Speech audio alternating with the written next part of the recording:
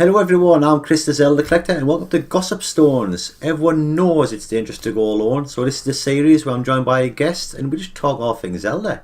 And today I'm joined by Kevin Woolford. Hello. Yes, and today we're on part 2, which is 12 Zelda related questions. We have done part 1 already where we get to know Kevin, we just have a little chat about Zelda. This is part 2, like we just said. We've got part 3 and 4 to follow. Part 3 is where we talk about Kev's favourite Zelda game, and part 4 is where we talk about the top of his choice. But today it is 12 Zelda related questions. Are you ready to go, Kev?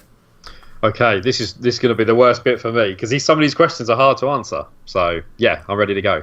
Yeah, like a lot of them is just best and worst and stuff like that. But there's a couple in there where I do like. I did enjoy thinking of questions to ask people.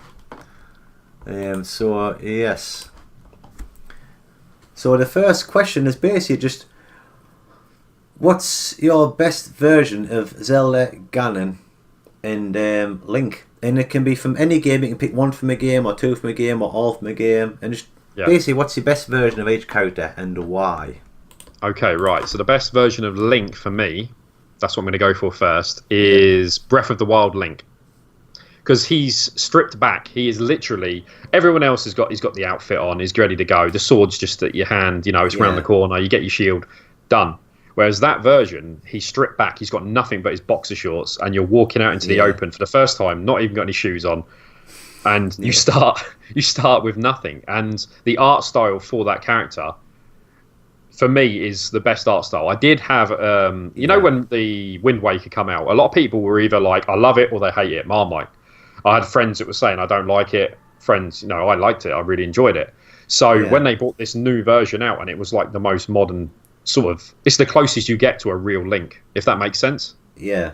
So for me, the art style on that is fantastic. And so far, it can't, apart from Hyrule Warriors, it can't be touched. I like it because you just said it's a more realistic version, but it does still have like the cartoony, like anime type style, you would say. Cel-shaded, a little bit.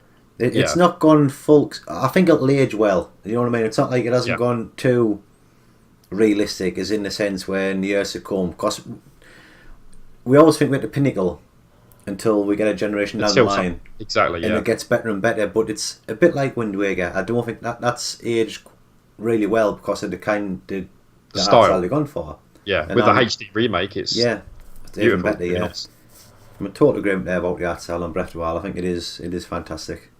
Yeah, I couldn't fault it, to be honest. The worst Link is definitely the CDI one. I haven't, as I said, I've not played the CDI ones. I've seen footage of it, and I've just been too scared to touch it. I just don't want to put myself through it, if that makes sense. I'll just rather leave it and have a happy memory than play it and be like, oh, what am I doing? So the art style on that, he just looks weird. I mean, you've seen him walking along, and the animation, like you said, you've got your hello to the guy. Like, it's just there's nothing about it that's interesting. It's just creepy. Yeah. So that's my worst one. I don't know if you think that's okay. Yes. Yeah. Totally. I couldn't. Out of every game I've played, every other one has suited the style. That one just. It's just like there's like the top tier, the AAA, and this one's just like made by some random Chinese developer who's just said, "Oh, I've never played a Zelda game before. Let's chuck in from what we've read on a book." And it's you have your chart at the bottom, and that bit's like it's rolled up on. It's not even there. It's like just rolled up along the bottom and chucked off the side. It's not even part of the list, is it? Yeah. Right. So I know Simon, who was in the last one, isn't going to like this, but the best Zelda for me, Ocarina of Time. Yeah, because of the double life, because it's like, oh, help me, I'm innocent, and I'm captured, and then the whole thing of I'm Sheik and I'm a badass, if that makes sense. And for me, totally. At the time, that was like, he said he saw it coming. I'm a simple guy. I was like, what? It's you? I didn't see it, and that was brilliant for me. And I mean, there's other characters, other Zeldas that could be better, but for me that's got the most role. I mean, in Breath of the Wild, for instance, she's powerful, she's got the ability to hold back Ganon, whereas this one, it was just I didn't expect it, and for me, I like that in a character. So she's got a double life, and I think that's quite cool. Yeah, well, I watched a YouTube video about someone saying it'd be cool to get a game because in those 7 years of her becoming Sheik, Exactly. That it must have been quite, because she obviously she was quite skilled fighter and all this kind of stuff. She knows how to get around in that, and as if she got trained by him. It'll be a progression. If you think what she must have gone through in those 7 years, it's quite a transformation. People don't think of it, do they? No. What's happened? You don't know what's happened in this time, and it would make a cool game. It happens with a lot of games. You play a game and you're like, well, what happened to that character? You know, you haven't seen them all this time. They could always do spin-off games. So that's what I love. Never know. All the questions. One day, you never know. Yeah, could be great. Right, okay. Worst Zelda, CDI again. that is the creepiest.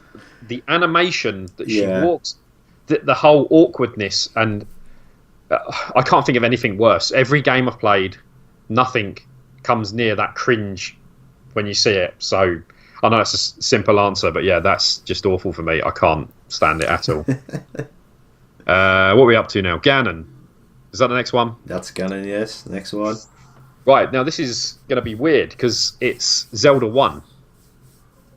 Yeah. The original Zelda. Because when you're told the kind of plot from the instruction manual and what's going on, you hear about this dark force that's basically like a demon that you cannot touch, and he's like rules everything.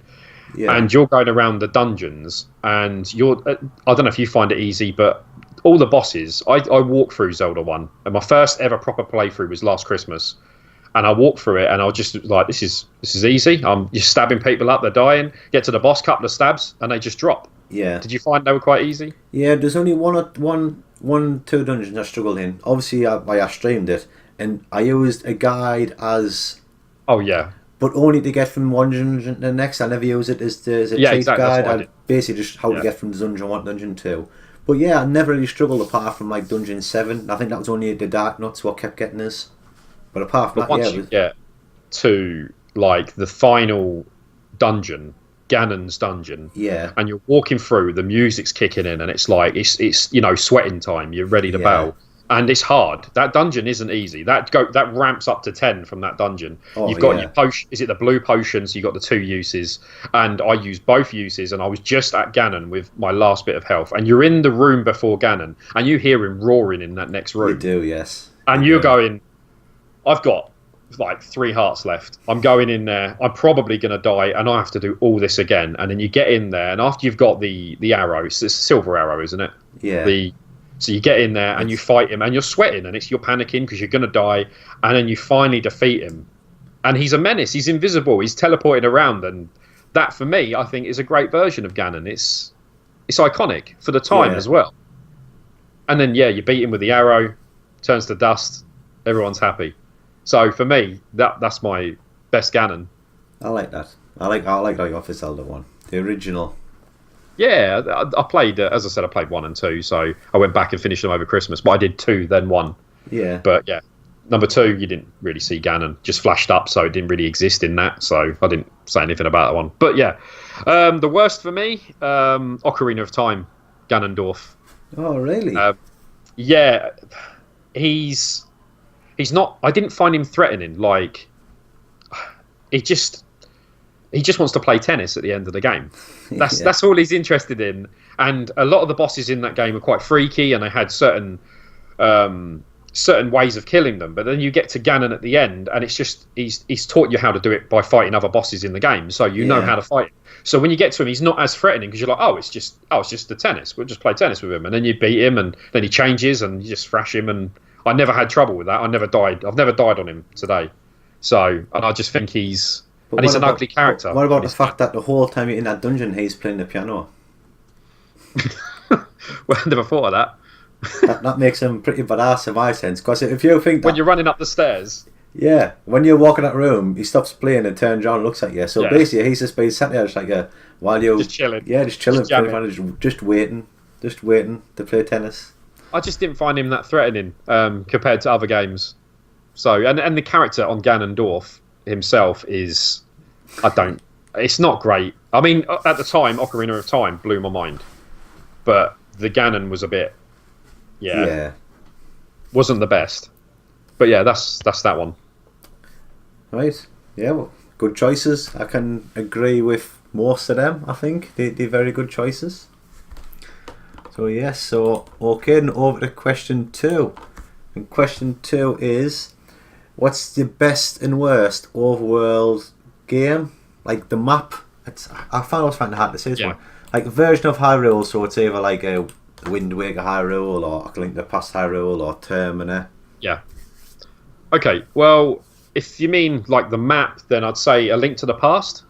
Yeah, well, just the overall, the map. I love the areas, the world the it's set in, the world, and then obviously, when you teleport to the Badlands, basically, and everything's gone horrible.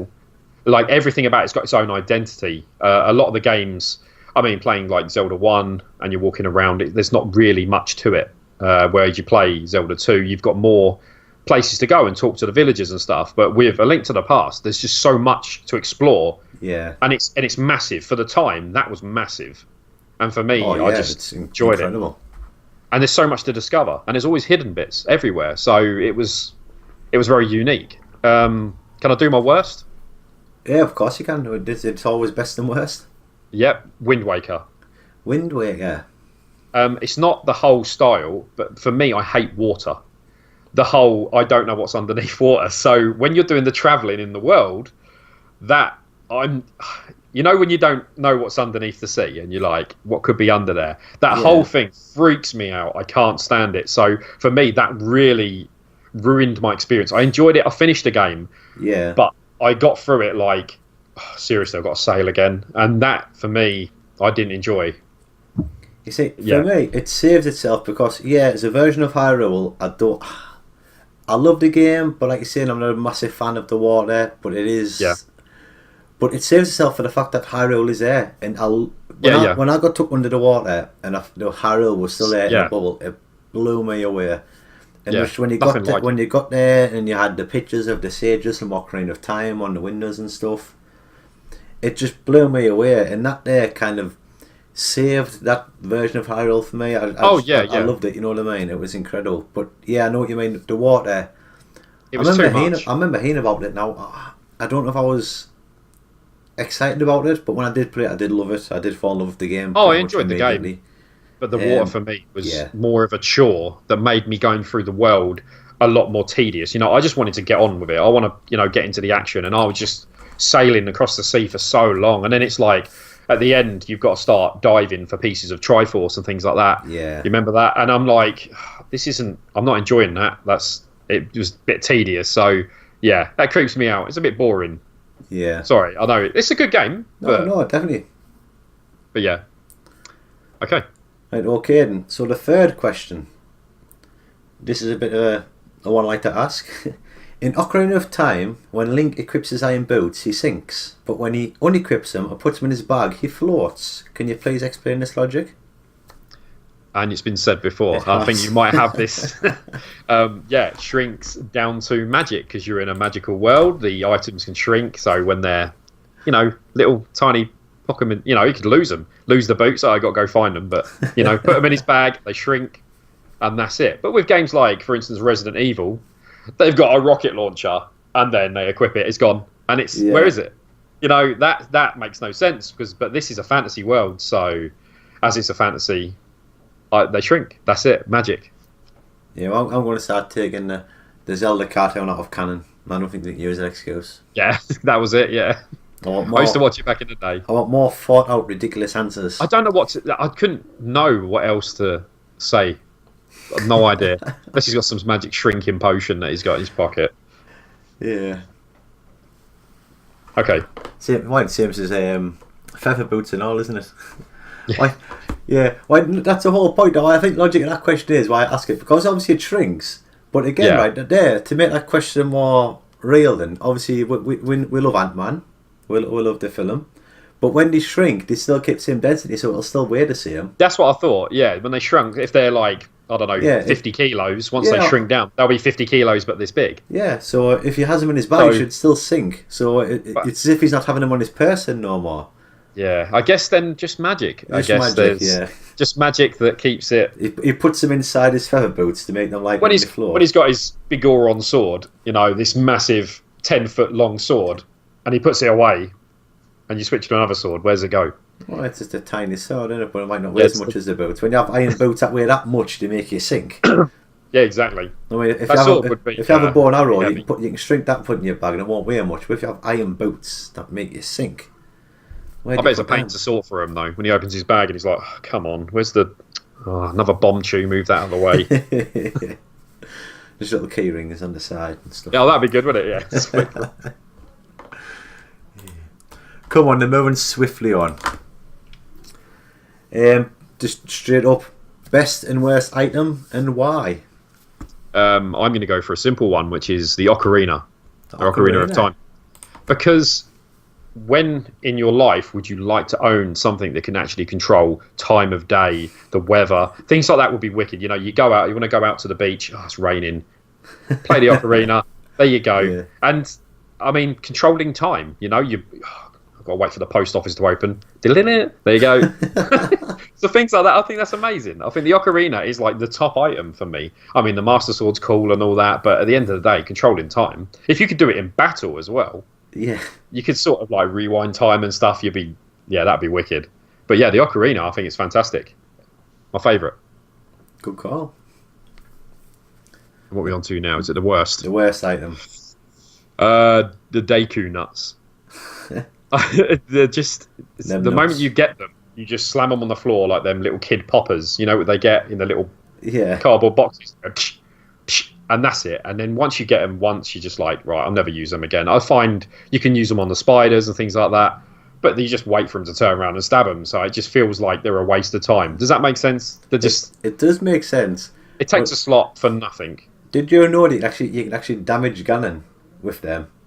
No way, I didn't know that. No, apparently I don't know if it's something that's just been out. Can you actually end the game by killing him with Deku nuts? I don't know because you have to hit him, stab with the sword. But do you know I think where you have to hit his tail and you can either use like the big Goron sword or a hammer. Yeah. I think you can actually use Deku nuts and actually does damage to him for some reason. I know when you play tennis with him, you can do it with the glass jar, can't you? Yes. Is that true? Yes, you can smack it back. That comes from Link to the Past where you can use the net to reflect them back.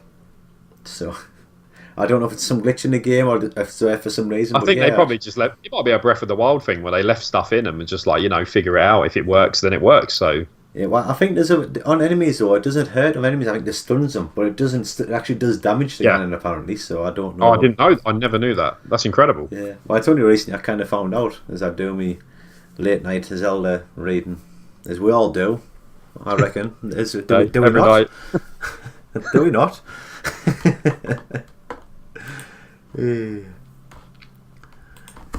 Right, yes, that was your worst item, and we're up to best and worst location. And why? Any location in any game. For me, this is going to be a weird one. Is the fairy fountain? Yeah. Because the first time you go into a fairy fountain, it's playing the harp music. Which game can I ask? I'd say Ocarina of Time for like my first. When I first went in there, you got the fairies just floating around. And for me, like video game music is a big part of my life. When I've got anxiety and issues like that, when I have my little meltdowns, I listen to music, and that's one of the tracks that I listen to. The fairy fountain. So, and when I first went in there for the first time, I didn't walk in, grab a fairy, and run out. I got in there and I just stood there and I just sitting there listening, and I just stood. I probably was there for like 20 minutes, just taking it in, and.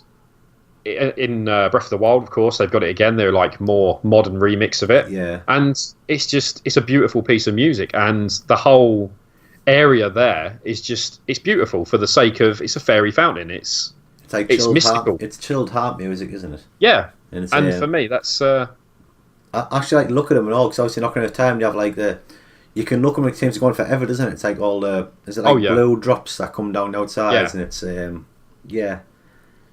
It's just so it's a nice mystical. Place it's to like a legendary, a forbidden place that you're not supposed to find. Yes, because they're always hidden. Yeah, they're always hidden. So. But yeah, what's next? Worst location, the water temple, for me. Is that classed as the worst location? I'll take it because I just recently did it, and my God, it nearly finishes off. I played Ocarina of Time tons of times, and every time I've played the game, knowing that's there, not in the 3DS one, but in the original N64 time, every time I went on it, that's in the back of my mind, like, I've got to go to that temple, and it takes the pace down so low. Yeah. And it's boring, it's ugly. I know that there's water everywhere, I like the mechanics, but it's just so boring. I was going to say, but I remember everyone says it's bad, but I don't remember it being that bad. So I went in just expecting to have a good dungeon. For some reason, everyone's calling it, and tedious. Yeah, it's the last third. There's a key you can't find. Backtracking. Then you go under and you can't find the key. Then you have to get every other key, and then you have to go and fight. And I don't know, but I was talking to Gav. Everyone who knows Gav is me fellow retrohead, about it, and saying I hated doing it, but looking back now, I liked it because the mechanics is just so good. When you think they're unique, when you think how you have to get places and the whole level change of water, and for someone to figure out that to design that dungeon, never mind playing it, for someone to design that, it's incredible, really. Yeah. And the fact that everyone still hates it so much now and it's talked about that much, I think it does itself justice as being the best worst. It's kind of it's so good for doing such a good job at being bad and hard, if that makes sense. Yeah, it slowed the pace down, and when you're in the in dungeons and stuff like that, you're going along and you're finding the keys and you're progressing. Yeah. I just find I don't progress. I'm just constantly raising the water and lowering it, and even the guy who made it said it was too hard. He regrets. That's his biggest regret. Why, the thing is, if there's a room you haven't been to, you have to get the water on the light level first, then get there, and then figure out, hang on, I needed that to that level because I need to go under that room to back up again. So you're going to go all the way through it to do. So it is a lot of backtracking, but no, totally worst place on a technical ever. Totally worst on a place technical perspective, it is cool for what it is. It is. Oh, definitely. Yeah. But it was taken a good mind. Us gamers, it's the worst place in existence. Yeah, it just never impressed me at all. Yeah. Right, what is the next question? Tingle. And that's it. That's just that tingle is the question, and that's just. Come on, what? I don't know. He dances for your stream. I remember. I think it is Wind Waker. Yeah. I think go and was it his shop or something? I can't remember exactly. It's a long time ago, and I remember seeing him, and he didn't bother me. Just a bit creepy. But yeah, I'd say he's on your stream and he does his dance, and that's more impressive than him being in the games. Right. Well, see, that's what. No, cause again, I asked that for the purpose of to see what people actually think of him and what thoughts are, because I find in the UK that's the response you get, but obviously if you go to Japan, he's massive, but he's actually revered kind of thing over there. Everyone kind of loves him. They've got a set of games for him. Oh, they've had 3 games out over there, but then you get to the USA and they seem to hate him for some reason. I think he's always like the butt of Zelda jokes, and he's a bit of this weird joke, but I don't mind him. I think he's quite. He just wants to be a fairy. You know what I mean? If you want to be a fairy, be a fairy. You know what I mean? He's not like Jar Jar Binks. He's not like, oh my god, this is ridiculous. He just exists. I never saw him and went, oh my god, what's going on? I just carried on and didn't offend me. But now he's on your stream and he does his little dance. Oh, he gets his harmonica out on his stream and dances. That's it. Yeah, that's great. Yeah, but no, it does always interest us to see what people think of Tingle and what their perspective is of him. What's your favourite piece of music in a Zelda game? Okay, there's like a massive library of incredible music tracks, but I'm going to go with 2, but one just because you've heard it already, which is the Fairy Fountain, of course. That's my go-to anxiety. I've had a meltdown, I'll play that. But the other bit is the dungeon music from Zelda 2. Yeah. I love that. Because it's just that da, da, da, da, da, da, da, da, and it just builds you up. for the dungeon, and you're ready to battle, because once you get in them dungeons, it's not easy. So you've got, the music behind you, dun dun dun dun dun, and it's just, yeah, I love it. I can't fault that music. But there's so much. I mean, I love all the music. There's not every game with its unique, style, whether it's the DS or 3DS or whatever. Every single track suits the game at the time. So there's nothing that doesn't. But when I got on that, because I recently played it, and yeah, that music in the dungeon was fantastic. Yeah. Get me ready for battle. Oh, yeah, this one.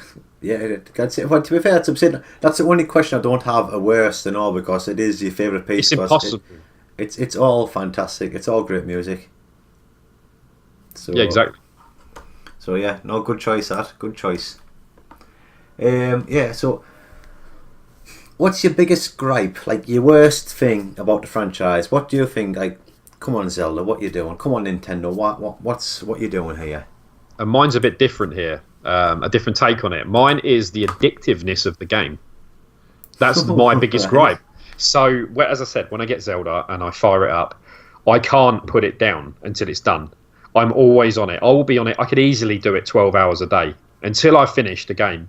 And that's what's my biggest gripe, is that it's so addictive that when I'm playing it, I can't think of anything else. Yeah. So that's my downside to it. I don't have a downside to anything else. Yeah, obviously, you got your water temple and stuff like that. But biggest gripe is that it's so addictive that I can't put it down when I'm playing it. Breath of the Wild, I was just like hooked. I didn't blink. I was like, oh, you got to eat. I'm like, yeah, it's all right. And I'm playing it non-stop. And when I smashed it and finished it, I was like, oh, there's more. There's, the memories you got to do. So back again, back in the fray, carry on. Oh, let's get all the shrines done, back in them, things like that. So it's the addictiveness for me. Yeah, which is a personal thing, but yeah, it's hard for a game to be, as I said, really good enough for me that I'm addicted to it. And yeah, when I play a Zelda game, come on, Nintendo, stop turning your games into drugs. We addicted here. That's it. They know it though. They know it. They know when they put out a Zelda game, they know that you're not going to put it down, and they know they're going to make money. They go, oh, there's a collector's edition with a 6-foot sword. You'll be like, yeah, I'll have that, because they know. That would be incredible. A massive sword. That's what they need. That's what they need. Amazon delivery's like, here you go. Yeah. Slams it down your doorstep. Okay. The timeline. That's the next question. What's your thoughts? Have any thoughts on it? Does it interest you? Does it not interest you? Yeah, well, people try and put it in order, and they go, well, this is this and this is that. I don't class it as that. I class it as kind of like the DC universe, where it's different realities. Oh. So there's an Earth 1, there's an Earth 2, there's an Earth 3. So there's a Hyrule 1, a Hyrule 2. Everything's, separate. So even though you play Breath of the Wild and you might see like a bridge from Ocarina of Time or something like that, and you'll be like, oh, I remember that, or, the farm. But I think it's just a different version. So that stuff didn't exist. It's all been destroyed. It wasn't part of that history. Yeah. So I think everything's its own universe and separate. I don't believe like, oh, he's come from here to go to here. I think it's just everything's its own universe. Every link is its own link. A bit like Hyrule Warriors did like that, didn't he? Yeah. I played a bit of that. I had it on the Wii U. I've still got it, which is a great game. I like to think I've just explained it there, but it could be a bit like Marvel, how they have all their universes, and they did the Secret Wars, and now it's all joined on Battle World, and now it's all converged into Breath of the Wild. Could be a new convergence. There's been incursions going all over the place, and all of a sudden we have a mismatch of Breath of the Wild, Zelda goodness. Yeah, they're all imagine that they're all linked together, So you've got, he meets the one on the NES, each one, the SNES, the Ocarina, they all like see each other like for the first time, like what's going on? And then they've all got to save it. A multiplayer game, you all pick a different character, defeat Ganons that have all teamed up. There you go. New game, Nintendo. Have you seen, I shouldn't be rambling off because we on questions. There's an Ocarina of Time multiplayer game being made. Oh, no. It's a fan hack. And you're in the middle of it. I think this video is out now on YouTube if you search. And it's basically one's made Ocarina of Time. They put code in the game. You actually get multiplayer on it. There's actually a lot more work to do. But at the moment you just have two players on the screen. You can't interact. But he's hoping to do it so you can actually interact and help each other out and stuff. Something very interesting. So kind of like a Four Swords Ocarina. Pretty much so. Yeah. Hopefully, if they can get that far before Nintendo saying no. Yeah. Oh yeah. They'll shut that down. That'll be gone.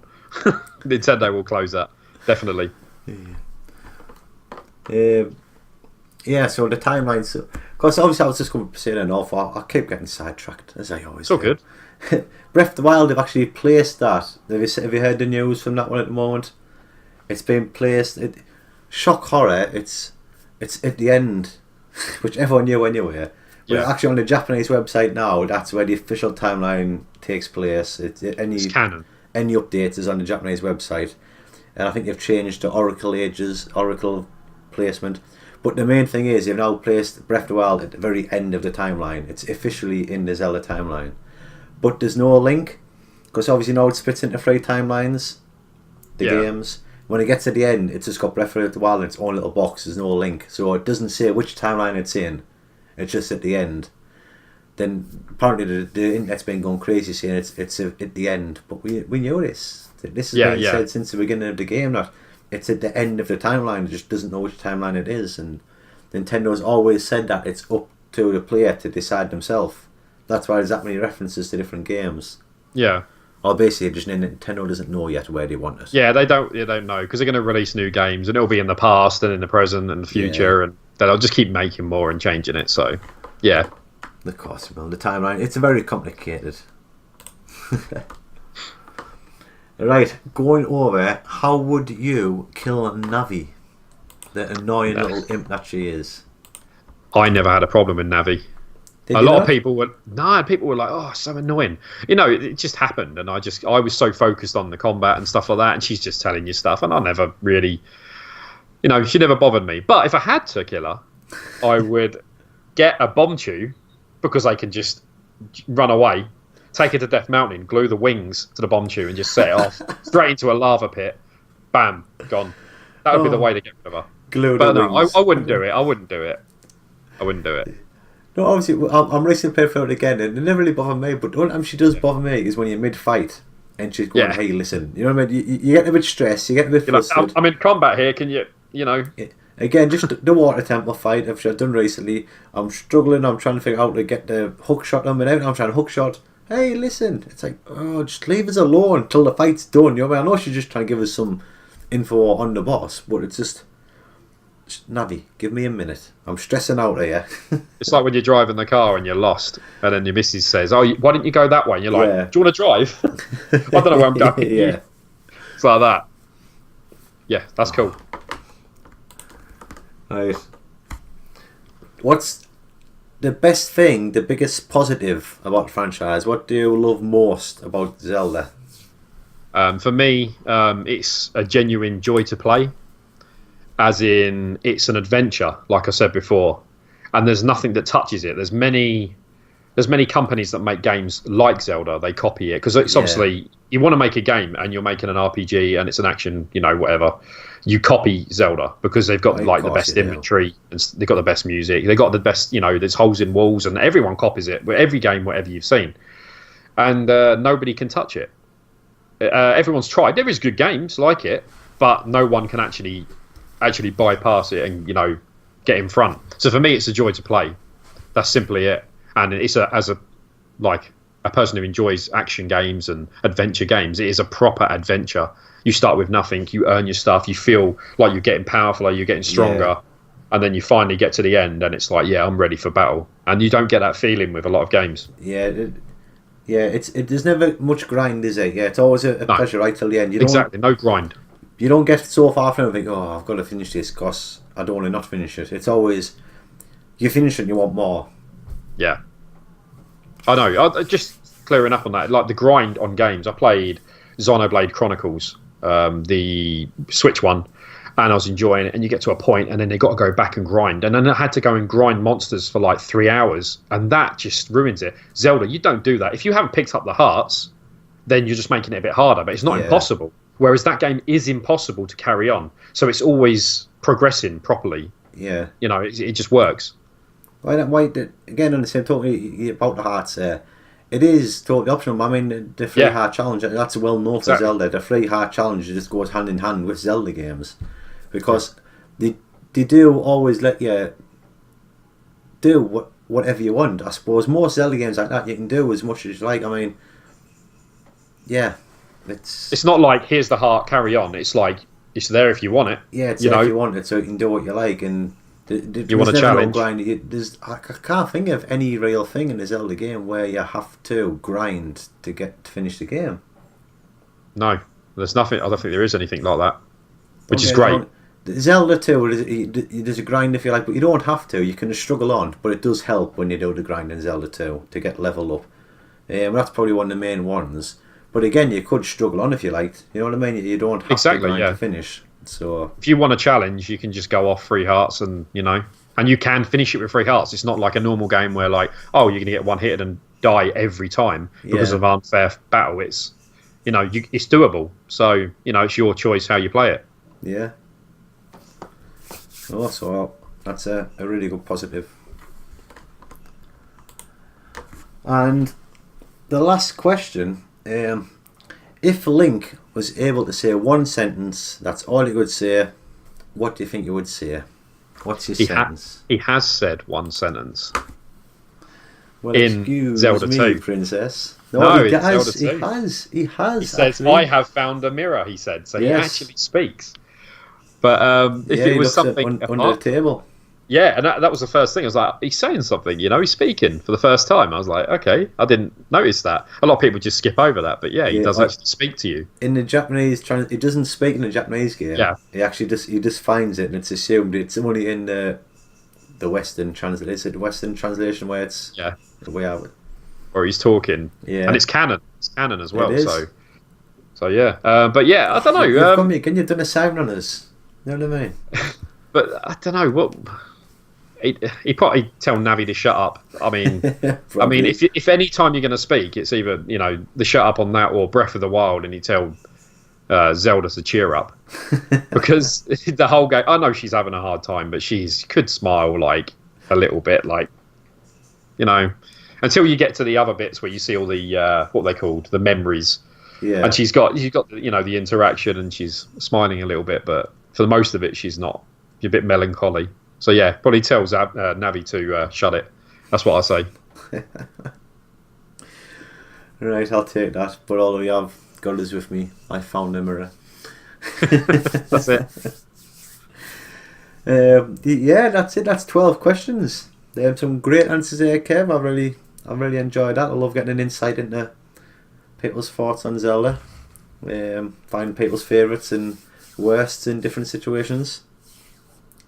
Like always, thank you for taking part in that. No problem. It's all good. Yeah, and that is the end. That's the end of part 2. 12 Zelda-related questions. Next week we'll be doing part 3, where we are discussing Kev's favourite Zelda game. Do you want to tell everyone what it is, Kev? Can I have 2? You can have 2, yes.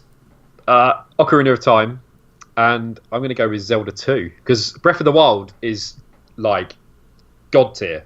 Yeah. So, and everyone's going to go straight for put it to the side. And as I said, when I'm into a Zelda game, depending what I'm playing at the time, it becomes my favourite. Can I stop you? We're saving this for part 3. Okay. If you want to hear Kev talk about his favourite games, you have to join us in part 3, where we discuss Kevin Woolford's favourite Zelda games. So thank you so much for watching. Thanks again, Kev, for taking part. No problem. And I shall see you all in the next episode. Bye.